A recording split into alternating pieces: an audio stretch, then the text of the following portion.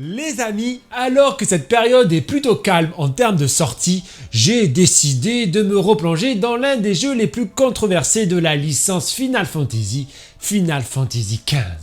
Longtemps considéré comme l'arlésienne de Square Enix, hérité du mythique Final Fantasy Versus 13, un projet qui n'a finalement jamais vu le jour sous cette forme. Le jeu a connu un développement chaotique avant de sortir en 2016. Mais 10 ans plus tard, que vaut réellement Final Fantasy XV? Est-ce que c'est une véritable purge, comme certains le prétendent, ou au contraire, un jeu incompris qui mérite une seconde chance? Je te donne mon verdict dans cette vidéo.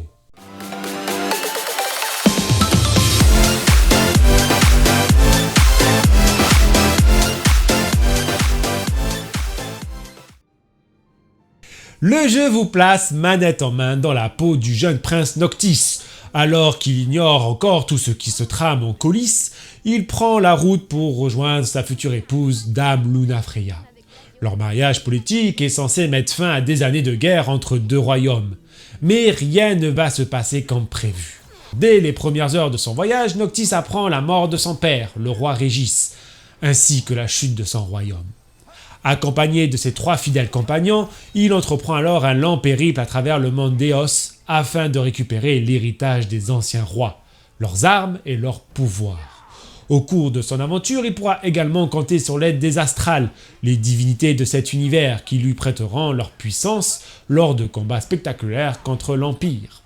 Si au premier abord le scénario peut sembler assez classique, il révèle finalement une histoire bien plus riche qu'il n'y paraît. Derrière cette quête se cachent des enjeux politiques, le poids d'un héritage difficile à assumer, le deuil, mais aussi les responsabilités auxquelles personne ne peut échapper.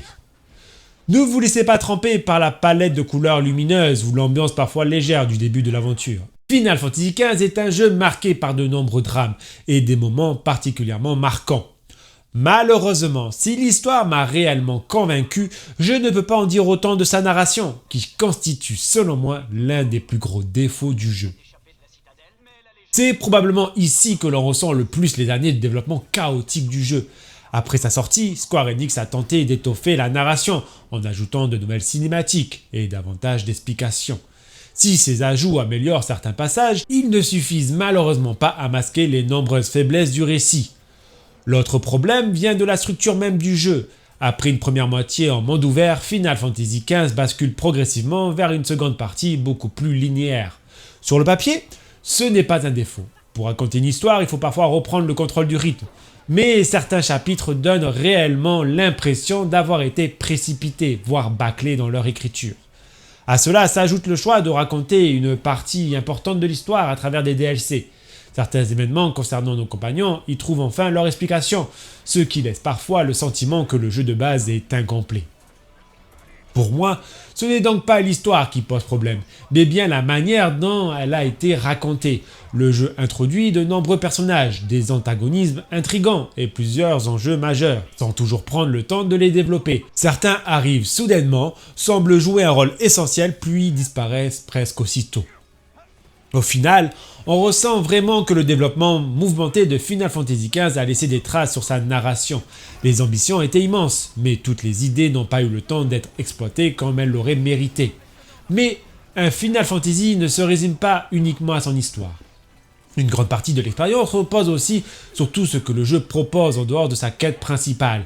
Alors que vaut réellement son contenu annexe ? Sur ce point, Final Fantasy XV s'en sort particulièrement bien. Dès les premières heures, le jeu nous laisse une grande liberté d'exploration. Entre les contrats de chasse, les donjons optionnels, les quêtes secondaires, la pêche, la cuisine, la photographie de Prompto ou encore la recherche de tombeaux royaux, il y a toujours quelque chose à faire. Tout n'est cependant pas parfait. Une bonne partie des quêtes secondaires reste assez classique et se résume souvent à livrer un objet, éliminer quelques ennemis ou récupérer des ressources. Elle manque parfois de mise en scène et d'écriture, ce qui peut donner une impression de répétitivité. En revanche, les contrats de chasse sont une vraie réussite. Ils poussent naturellement le joueur à explorer la carte et à affronter des créatures toujours plus puissantes. J'ai également beaucoup apprécié toutes les petites activités qui renforcent le lien entre les personnages. Voir Ignis cuisiner les ingrédients récoltés, Prompto immortaliser notre voyage en photo, ou encore partir à la pêche avec Noctis apporte une vraie identité au jeu. Ce sont de petits détails, mais ils rendent cette aventure beaucoup plus humaine et participent à l'attachement que l'on a au personnage. S'il y a bien un domaine où Final Fantasy XV m'a agréablement surpris, c'est son endgame. Une fois le générique terminé, le jeu est loin d'avoir dévoilé toutes ses cartes. Au contraire, c'est même à ce moment-là que les défis les plus intéressants commencent. De nouveaux donjons s'ouvrent, les contrats de chasse deviennent bien plus exigeants et de nombreux boss secrets vous attendent si vous cherchez à repousser les limites de votre équipe. Les donjons sont à mes yeux l'un des meilleurs contenus du jeu. Certaines demandent plusieurs heures pour être terminées sans possibilité de sauvegarder à l'intérieur, ce qui renforce énormément la tension. Ils mettent enfin à l'épreuve la maîtrise du système de combat et la préparation de votre équipe. Impossible également de ne pas parler du donjon de Pitios. Sans aucun combat, il propose une immense épreuve de plateforme et de réflexion qui divise énormément les joueurs. Certains le détestent, d'autres l'adorent. Personnellement, je trouve qu'il apporte une vraie originalité au contenu de fin de jeu, même s'il peut parfois être particulièrement frustrant. Ajoutez à cela les armes ultimes, les quêtes restantes, les recettes, la pêche, la photographie, la régalia améliorée ou encore les boss les plus puissants du jeu et vous obtenez un endgame extrêmement généreux. Au final, si vous vous contentez de l'histoire principale, Final Fantasy XV peut sembler relativement court. En revanche, si vous aimez terminer un RPG à 100%, vous pouvez facilement dépasser la centaine d'heures sans avoir l'impression de manquer d'activité. Justement, côté durée de vie, Final Fantasy XV est plutôt généreux. Si vous vous concentrez uniquement sur l'histoire principale, comptez une trentaine à une quarantaine d'heures selon votre façon de jouer. En revanche, si vous prenez le temps d'explorer le monde, de réaliser les contrats de chasse, les quêtes secondaires, de récupérer les armes royales ou encore de découvrir les nombreux enjeux optionnels, la durée de vie grimpe facilement entre 70 et 100 heures. Et pour les joueurs qui visent le 100%, avec l'ensemble des activités, les boss secrets et le contenu de fin de jeu, il est tout à fait possible de dépasser les 120 heures de jeu. Final Fantasy XV offre donc un excellent rapport entre sa durée de vie et la variété de son contenu. Même si toutes les activités ne se valent pas, il y a suffisamment de choses à faire pour prolonger l'aventure bien après le générique de fin. Cela me pousse maintenant à parler de la partie graphique. Et je dois dire que j'ai été incroyablement surpris les amis. Pour un jeu sorti en 2016, Final Fantasy XV tient encore remarquablement bien la route. J'ai même le sentiment qu'il est arrivé un peu trop tôt. À l'époque, une partie des joueurs attendait un univers beaucoup plus fantastique, dans la lignée des précédents Final Fantasy. À la place, Square Enix a fait le choix d'un monde beaucoup plus réaliste, inspiré de notre époque, un parti pris qui a divisé lors de sa sortie. Pourtant, en y rejouant aujourd'hui, je trouve que cette direction artistique fonctionne à merveille. On se laisse facilement transporter par cet univers crédible, où les grandes plaines côtoient des forêts luxuriantes, des stations-service, des routes modernes et des villes largement inspirées des lieux bien réels comme Tokyo ou Venise. Cette approche donne naissance à un monde cohérent, crédible et étonnamment intemporel. Sa colorimétrie, ses effets de lumière et le soin apporté aux environnements permet aujourd'hui à Final Fantasy XV de rivaliser avec des productions bien plus récentes sur le plan artistique. Ça valait carrément le coup de se mouiller un peu. Qui dit graphisme dit également technique. Et c'est malheureusement là que Final Fantasy XV montre le plus ses limites. Malgré toutes ses qualités visuelles, le jeu souffre encore aujourd'hui d'une optimisation assez inégale, en particulier sur PC. Il faudra souvent composer avec un framerate qui manque de stabilité, et les chutes de performance peuvent être fréquentes, selon les zones ou les paramètres graphiques utilisés. Faire tourner le jeu en 4K 60 images par seconde de manière parfaitement stable demande une configuration étonnamment puissante pour un titre sorti en 2016. C'est d'autant plus frustrant que le monde n'est pas réellement dense. Certaines zones paraissent même assez vides, avec peu de créatures ou d'éléments à l'écran. Le jeu accuse également son âge sur quelques textures, même si les joueurs PC peuvent installer le pack de textures haute résolution pour améliorer le rendu. Cela apporte un vrai plus, sans toutefois corriger tous les défauts visuels. J'aurais aimé que Square Enix profite des années qui ont suivi la sortie pour peaufiner davantage l'optimisation du jeu. En revanche, je dois reconnaître que lors de mes dernières sessions récentes, je n'ai rencontré aucun bug majeur, ni plantage, ni problème graphique particulièrement gênant. Les fondations sont solides, mais les performances auraient clairement mérité un meilleur travail. Petit mot également sur le bestiaire et le chara-design des monstres. Sans être le plus varié de la série, Final Fantasy XV impressionne encore aujourd'hui par la qualité du design de ses monstres, qu'il s'agisse des Behemoths, des Curse, des Iron Giant, des Astrales ou même des ennemis les plus communs. Chaque créature bénéficie d'un véritable travail artistique. Pour un jeu sorti en 2016, le niveau de détail est franchement bluffant, et certaines rencontres restent encore aujourd'hui particulièrement marquantes. Ce bestiaire contribue énormément à l'identité du jeu et renforce le plaisir de l'exploration. On prend toujours autant de plaisir à découvrir de nouveaux monstres au détour d'une route ou au fond d'un donjon. Et puisqu'on parle d'identité, impossible de ne pas évoquer la bande originale. À mes yeux, c'est tout simplement l'une des plus grandes réussites de Final Fantasy XV. Que ce soit Apocalypse Noctis, le thème de Luna Freya, Somnus, Stand By Me ou encore les musiques des combats contre les astrales, chaque morceau accompagne parfaitement les émotions que le jeu cherche à transmettre. L'OST alterne avec brio les moments intimistes, les passages mélancoliques et les affrontements les plus épiques. 10 ans après sa sortie, elle reste selon moi l'une des bandes originales les plus marquantes composées par Square Enix. À elle seule, elle suffit parfois à rendre certaines scènes inoubliables. On en arrive maintenant au gameplay. Et c'est probablement l'aspect le plus contrasté de Final Fantasy XV, à la fois capable du meilleur comme du pire. Le jeu vous permet d'incarner Noctis, mais également ses compagnons, une fois leurs compétences débloquées dans l'arbre de talent. Noctis peut s'équiper jusqu'à 4 armes différentes, auxquelles s'ajoutent la magie et les armes royales. Le tout peut être changé à la volée pendant les combats, ce qui rend les affrontements particulièrement dynamiques. Au premier abord, le gameplay peut sembler assez limité. Pourtant, plus vous progressez, plus il s'enrichit.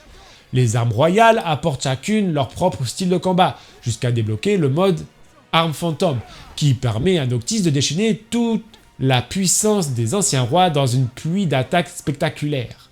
À cela s'ajoutent les techniques spéciales des compagnons, débloquées via l'arbre des compétences. Si elles sont impressionnantes, leur longue animation casse malheureusement le rythme des combats. Pendant leur exécution, le joueur reste passif, ce qui pousse finalement à les utiliser avec parcimonie.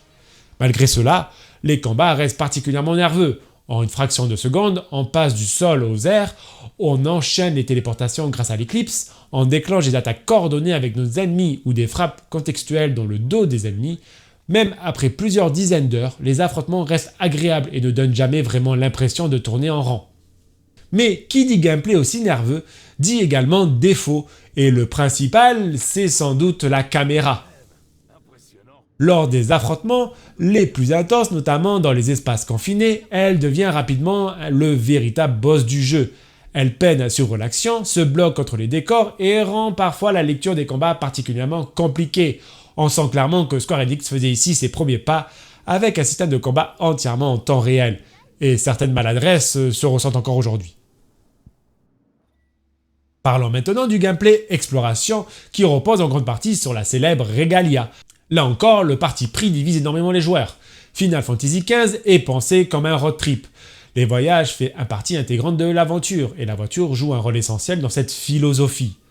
Oui, certains trajets peuvent sembler un peu lents, surtout au début, mais une fois les voyages rapides débloqués, ce problème disparaît pratiquement. La Regalia sert alors davantage à profiter du paysage ou à découvrir une nouvelle région une première fois.